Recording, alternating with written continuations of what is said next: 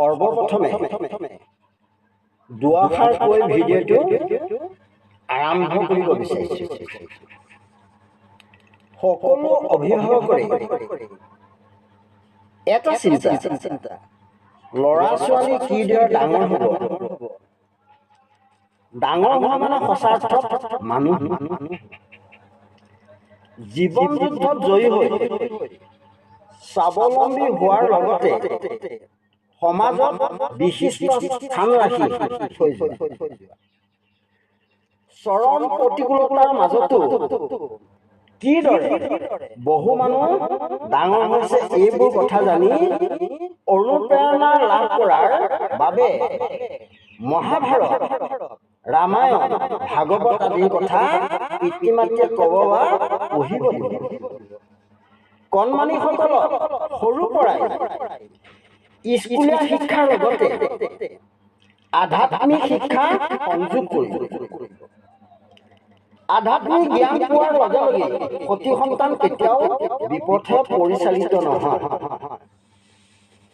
মোৰ অতি মৰমৰ, অতি স্নেহৰ কণমানিসকল, আজিৰ পৰা মই মহাভাৰত গ্ৰন্থখনৰ আদিৰ পৰা অন্তলৈ তোমালোকে সহজে বুজি পৰাকৈ ভিডিঅ' আকাৰে দিবৰ বাবে যত্ন কৰিম।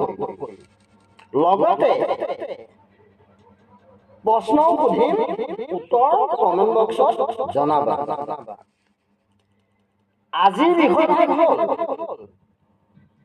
মহাভাৰত গ্ৰন্থ ৰচনাৰ প্ৰথম কথা বা আদি কথা।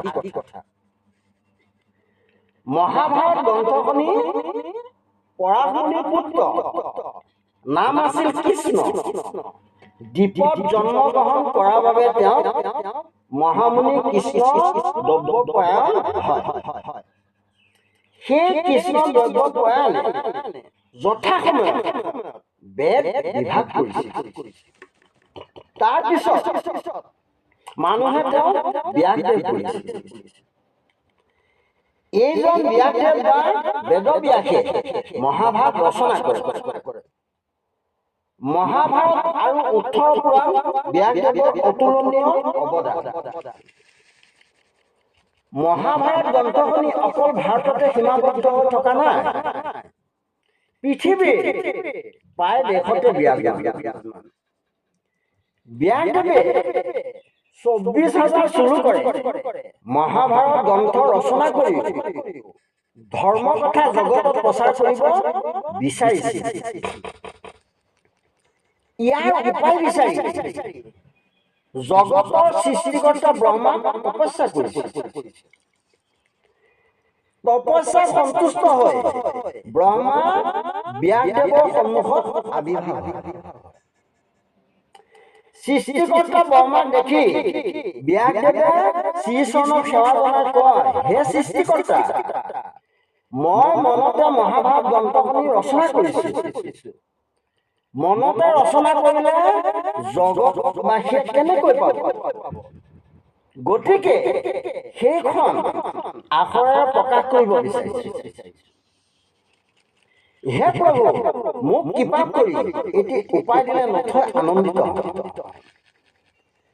ব্যাসদেৱৰ কাতৰ প্ৰাৰ্থনা শুনি সৃষ্টিকৰ্তা ব্ৰহ্মাই ক'লে যে, মহিষী ব্যাসদেৱ, আপুনি শিৱ পিতা মাতা পাৰ্বতীৰ পুত্ৰ গণেশক তপস্যা কৰা। গণেশে আপোনাক উপায় দেখুৱাই দিব। এইদৰে কৈ সৃষ্টিকৰ্তা ব্ৰহ্মা অন্তৰ্ধান হ'ল। ব্ৰহ্মাৰ কথা মতে ব্যাসদেৱে গণেশক আৰাধনা কৰা। গণেশ আহি ব্যাসদেৱৰ সন্মুখত বিৰাজমান হ'ল। ব্যাসদেৱৰ প্ৰাৰ্থনা শুনি ক'লে, হে পৰাশৰমণি পুত্ৰ ব্যাস, মই আপোনাৰ প্ৰস্তাৱত সন্মতি দিলো, কিন্তু মোৰ এটা চৰ্ত আছে। সেই চৰ্তটি হ'ল, আপুনি একাধাৰে মহাভাৰত গ্ৰন্থখনি কৈ যাব আৰু মই নিৰন্তৰে লিখি যাম। কোনো কাৰণতে মাজত লৈ যাব নোৱাৰিব।